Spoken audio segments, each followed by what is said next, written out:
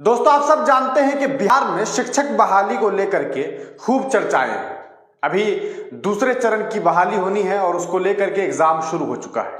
7 दिसंबर से एग्जाम शुरू हुआ और शिक्षक बहाली को लेकर के तमाम राज्य के जो लोग हैं वो बिहार में पहुंच रहे हैं और एग्जाम दे रहे हैं। ऐसे में एक खबर सामने आई है जो काफी अफसोसजनक है। एक तरफ बिहार में उर्दू जबान की काफी अहमियत बताई जाती है। आप जानते हैं कि बिहार में उर्दू जबान जो है वो दूसरी जबान के तौर पर पेश किया जाता है।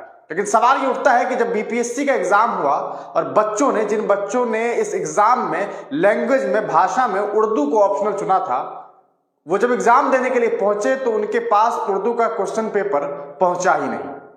सोचने वाली बात यह है कि जो बीपीएससी छात्रों के एक बयान दे देने पर, मीडिया में कुछ बयान दे देने पर उनके ऊपर जो है लेटर जारी कर देता है, उनके ऊपर आरोप लगा देता है कि आप इसको लेकर के अपना स्पष्टीकरण दीजिए। अभी तक भी बीपीएससी ने कोई स्पष्टीकरण नहीं दिया कि आखिर ऐसा क्यों हुआ।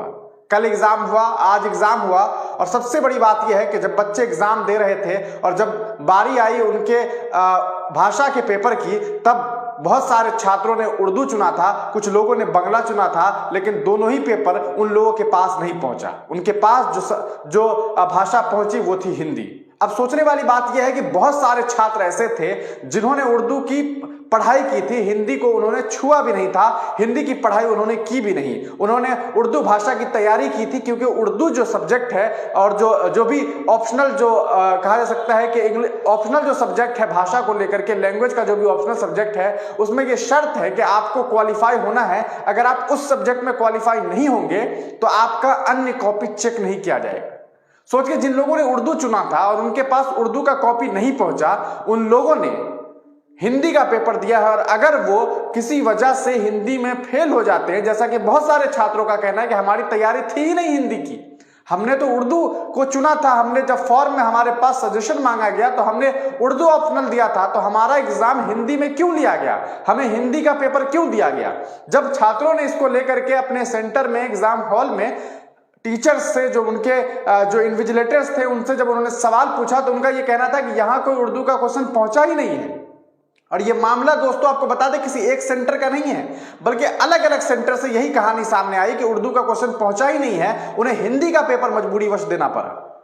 सवाल ये उठता है कि अतुल प्रसाद जी और खास करके जिस तरह से बीपीएससी अपना काम कर रही है, शिक्षा विभाग के पाठक साहब और जो शिक्षा विभाग है वो क्या कर रहा है, किस तरह से इस एग्जाम को लिया गया। और खास करके चूंकि ये एग्जाम जो है बीपीएससी का जो एग्जाम है, बीपीएससी के अंतर्गत इन शिक्षकों का एग्जाम हो रहा है, तो इनके लिए अतुल प्रसाद जी जिम्मेदार है। और अतुल प्रसाद जी ने अभी तक कोई सफाई नहीं दी, उन्होंने कोई ट्वीट करके जानकारी नहीं दी कि ऐसा क्यों हुआ। वे बच्चे जो उर्दू चुने हैं और अगर वो फेल हो जाते हैं तो उसका जिम्मेदार कौन होगा, उनका 1 साल की जिम्मेदारी कौन लेगा, और कौन जानता है कि अगले साल वैकेंसी आएगी नहीं आएगी, इसके जिम्मेदार कौन होंगे। क्यों उर्दू के साथ ऐसा किया गया, क्यों उर्दू का क्वेश्चन नहीं बना, क्या इस बिहार में कोई उर्दू का जानकार नहीं था, क्या जिस जगह से ये क्वेश्चन छापा गया, छपवाया गया, वहां उर्दू की छपाई नहीं हो सकती थी, या फिर इनको कोई टाइपराइटर नहीं मिला जो उर्दू के क्वेश्चन को टाइप कर सके, क्या वजह हो सकती है। हो सकता है नहीं मिला हो क्योंकि उर्दू ट्रांसलेटर की वैकेंसी इनकी अभी तक लटकी हुई है, अभी तक इन लोगों ने जो है बहाली को संपूर्ण नहीं करवाया। और अभी ये खबर जब से सामने आई है तब से ये पूरा चौंकाने वाली खबर है। आपको बता दें कि इस पूरे मामले को लेकर के AIMM पार्टी के अख्तरुल ईमान ने भी ये बात कही है कि ये बिल्कुल गलत हुआ और इस पर जो है स्पष्टीकरण देना चाहिए। और जो बच्चे उसमें शामिल थे, अगर वो फेल होते हैं तो उसका जिम्मेदार कौन होगा। क्या उन छात्रों के साथ, उनके भविष्य के साथ ये खिलवाड़ नहीं हुआ है। आपको बता दें कि ट्विटर पर बहुत सारे छात्र जो है अपनी रुदाद लिख रहे हैं। अब्दुल सुभान साहब लिखते हैं कि माननीय अतुल सर, जब फॉर्म भरने समय भाषा पेपर में इंग्लिश के साथ साथ हिंदी, उर्दू, बंगला में किसी एक विषय को चुनने का ऑप्शन आया था, तब फिर पेपर में इंग्लिश के साथ सिर्फ हिंदी ही क्यों दिया गया। जिन लोगों ने भी उर्दू में तैयारी की थी, आखिर ऐसा क्यों हुआ उनके साथ ही साथ अभ्यर्थी आयोग के अध्यक्ष अतुल प्रसाद के द्वारा किए गए हालिया पोस्ट पर जाकर भी इस संबंध में जो है रिट्वीट करके अपनी बात लिख रहे हैं, अपनी मांग कर रहे हैं। असद इकबाल लिखते हैं कि उर्दू और बंगला भाषी अभ्यर्थियों को उनके द्वारा चुने लैंग्वेज का क्वेश्चन पेपर उपलब्ध नहीं कराया गया। आयोग इस मामले में वस्तु स्थिति जो है वो स्पष्ट करे। सही बात है, उन्हें करना चाहिए स्पष्ट। आपको बता दें कि क्वालिफाइंग लैंग्वेज पेपर 30 में उर्दू या बंगला चुनने वाले अभ्यर्थियों को इस विषय का प्रश्न पत्र नहीं मिला।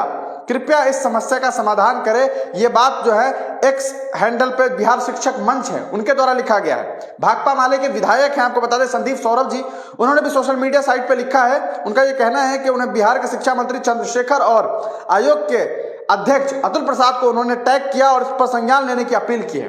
संदीप सौरभ ने लिखा है कि बीपीएससी ट्री 2.0 में आज 2.0 में आज वैकल्पिक भाषा में उर्दू चयनित किए हुए अभ्यर्थियों से प्रश्न के रूप में हिंदी पूछा गया। इससे उर्दू और अरबी या फारसी भाषा वाले अभ्यर्थियों को काफी मुश्किल हुई है।